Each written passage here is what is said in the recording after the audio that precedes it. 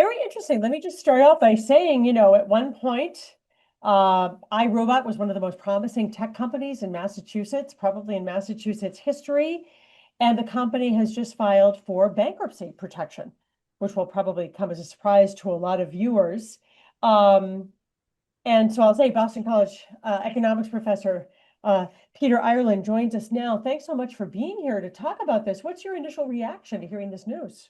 Well, thanks for having me, Paula. I think, first of all, we should say that, news of bankruptcies and worries about impending layoffs, that's never good news. There's Yeah. not a way to spin this story to make it a happy ending. Now, that said, I also think that this is a story that's been a long time in the making.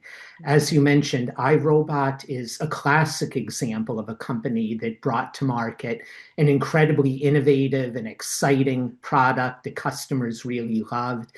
It's almost something that we dreamed about as kids, that we live in a world where robots would do all the housework. And even the design was, charming and classic when we saw the videos of household pets riding around on the little Yeah. vacuum cleaners. But The little dog in particular was charming precisely, to people.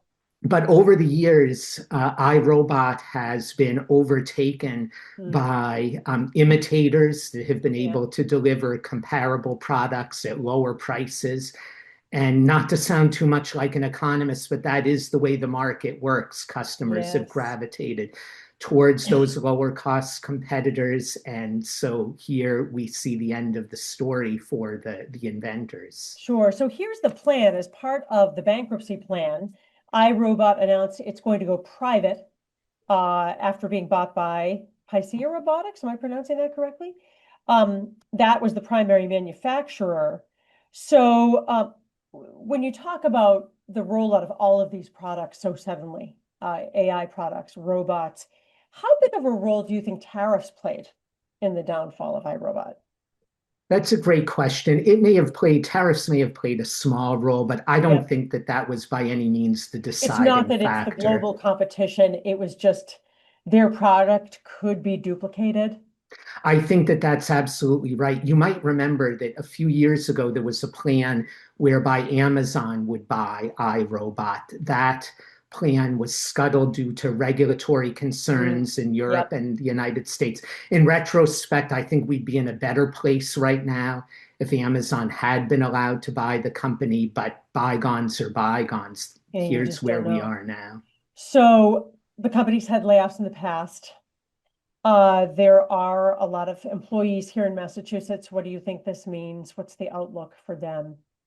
Again, it's not good news. And I Mm, think all of us feel for our neighbors who are facing this uncertainty, especially at this time of year. The company did release a statement today indicating that they would fulfill their obligations to mm. customers and even employees. That may be grounds for optimism.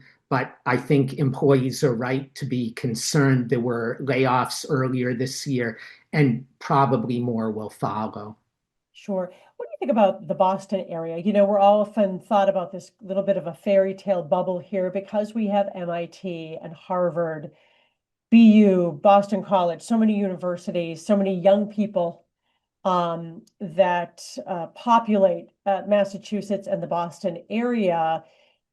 Because these innovations are so global, it's not always Boston and Silicon Valley anymore. Do you think this indicates kind of the winds of change for Massachusetts as a tech employer? I don't think so, Paula. You Yeah. mentioned before the dynamism of the technology sector. That's always been a reality with products coming and going. I was thinking this morning about examples from the past and remembered the case of Lotus 123. That Mm, was an incredibly innovative spreadsheet product. We all use spreadsheets today, right. invented here in Cambridge. That was Mhm. great, but they too were overtaken over the years by other competitors. That's how it's always been. It's probably the way it always will be. Yeah, sure. When you think about the powerhouse AT&T was at the end of the 20th century Exactly. and the way that it has been transformed into a wireless company of all things, uh, Precisely. is always amazing to watch. Well, Boston College economics professor Peter Ireland, we appreciate your perspective. Thank you so much. Thank you. Happy holidays.